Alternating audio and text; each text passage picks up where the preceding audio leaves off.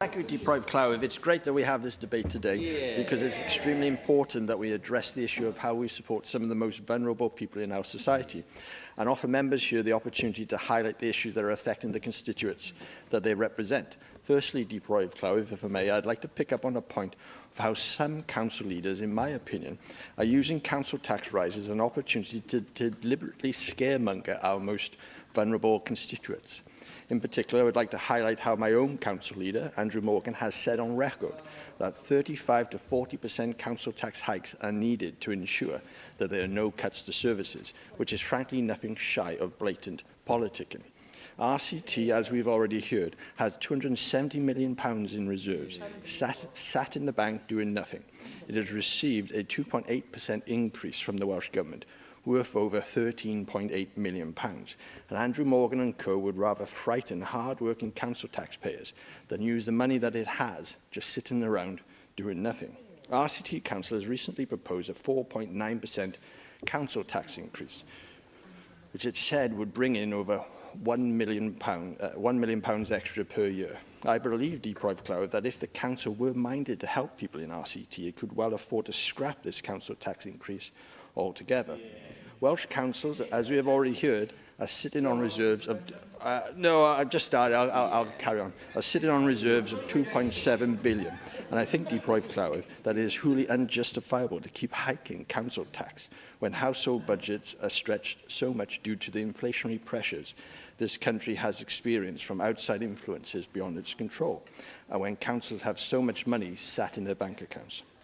I believe wholeheartedly that it is time we finally had an independent review of council funding formulas, and that there's more transparency and accountability on what our money is used for and why so much is kept in reserve bank accounts.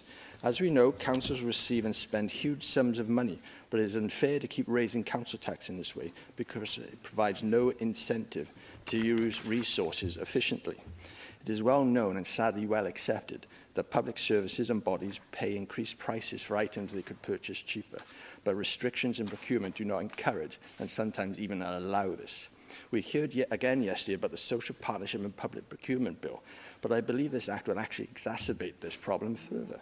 Local businesses will ultimately hike prices up when they know councils and other public bodies will have to buy from them to meet Welsh Government demands.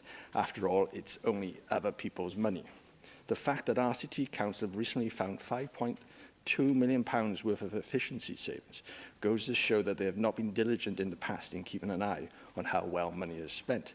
And as a former councillor on that local authority, I can well remember a raft of incredulous spending priorities, from chauffeur-driven cars and fancy dress costumes.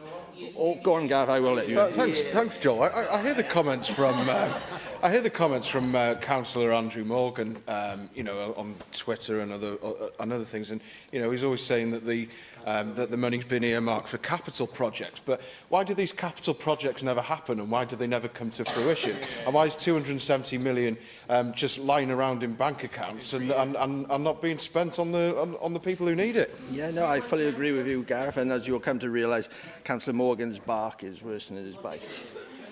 So from chauffeur-driven cars and fancy dress costumes to hideous art installations and the infamous dormice bridges, the truth is that residents want to see services provided and not see money wasted on vanity projects. Secondly, Deprived Clough, I'd like to raise the point of how Welsh Government has its priorities wrong and how this is having a detrimental impact on the people of Wales. Welsh Government have enforced budget cuts yet squandered almost £40 million implementing an unwelcome 20-mile-an-hour blanket speed limit in Wales, which has been estimated to have delivered a paltry speed reduction of just 2.4 miles per hour, and which will just be overturned when we come into government.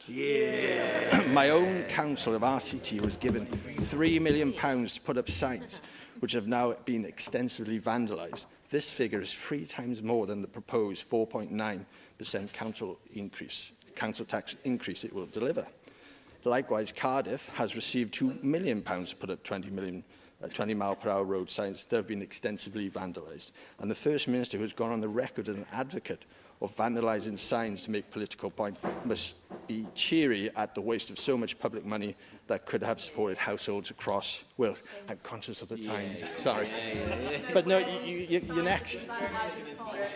You're up next. So I've raised this point several times in the Chamber and do so again to highlight the inconvenient truth for the Welsh Government, who have no other excuse but to blame Westminster, is that the UK Conservative Government has provided unprecedented levels of support in recent years to deal with the impact of COVID and the war in Ukraine. The £650 per person cost of living payment, the £300 cost of living payment for pensioners, coupled with the winter fuel oil payment, the £150 disability cost of living payment, the £150 council tax discount payable to all households in properties band A to D, which has helped over 212,000 households in my region alone, and has increased the minimum wage for all those over 21 to £11.44 per hour.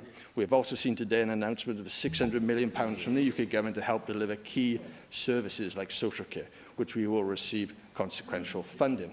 With over Joel, you need to conclude now, please. With over 2 decades of Labour rule in Wales and over 2 decades of them blaming Westminster, people are finally demanding answers from this Welsh Government, and they can start by supporting our motion.